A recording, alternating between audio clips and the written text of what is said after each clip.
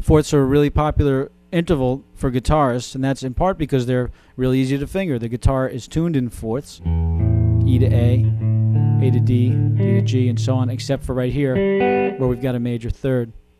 But otherwise, it provides for some really simple bars, and we can find, and we see those shapes of those simple bars even within chords. Right here, let's keep it in C. Right here, I've got a fourth here between F and C, G and C, and I've got another one up here. Same pair. And that makes for some very familiar rock moves. We see a lot of that where you're going from a fourth and then tightening up the interval with a third. It's really easy to hammer.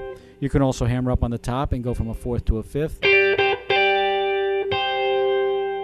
Another way that we see them in chords is when we use a sus4 chord, sometimes just called a sus, but other intervals can be suspended, and it's the sus4 that's kind of the most popular one. And what it does is it kind of hangs the harmony a little bit because it's hiding the third. Now, when I release that, I think we know what we expect to play. We expect to hear, which is a major chord, but it could just as easily be a minor chord, because we're hiding the third, which has the character.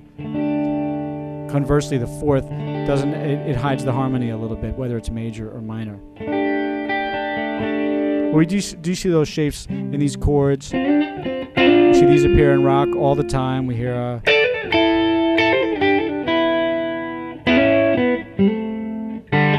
if I can be forgiven for playing this one. Of course, there's probably the most famous example.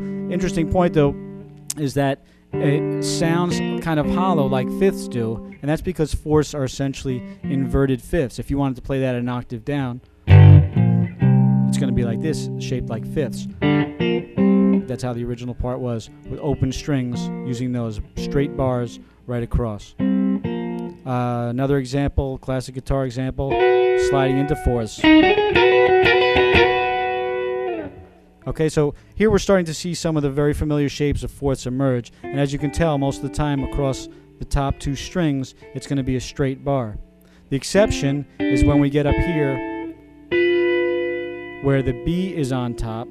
We've got a different interval here between F and B, where we have, this is actually an augmented fourth. It's 3 whole steps, whereas everything else is 2.5 steps. So we get a little tension there.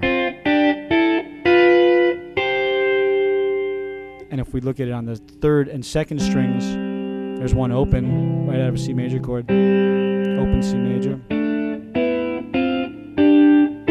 And then here's that change from F to B. Otherwise, the shape is blocked, which makes them real easy to find and utilize. So let's take a look at how some of them get utilized in this particular example.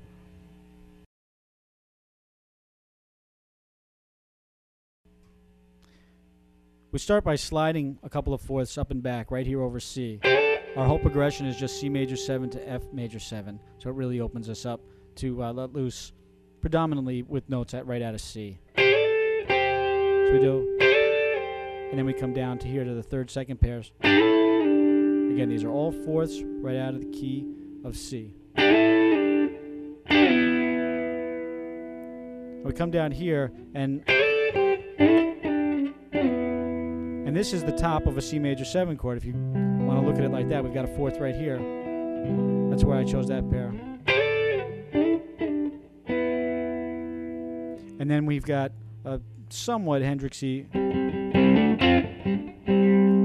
Right? Again, this is all just keeping the fourths consistent. I'm not choosing any one note to hammer. I'm hammering in pairs.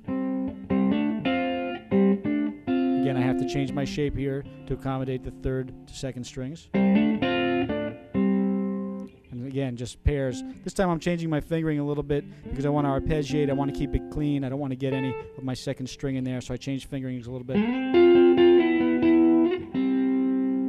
And I'm choosing to fingering with a hybrid picking, just kind of my preference. You could certainly do it with fingers. You could even go and keep it right on the pick. The strings are adjacent, makes it really easy. But that part of the riff. And I hop up the neck for this.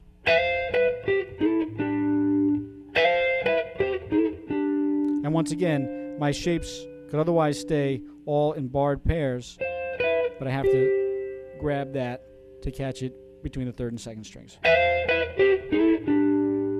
then I do. I could have done that up here.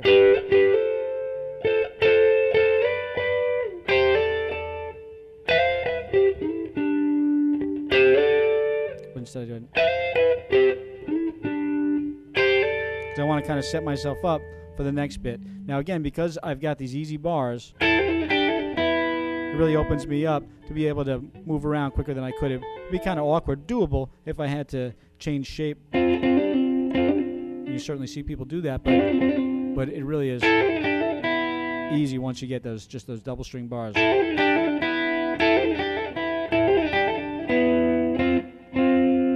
we've got chromatics on top and on bottom because I'm just going between the B and C here and the E and F here. Again, all still diatonic to C. One of the reasons I like that is because it takes me from my C major 7 to my F. Right?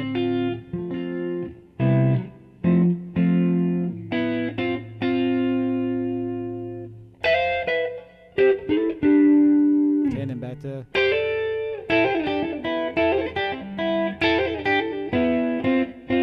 And then I'm just sliding up.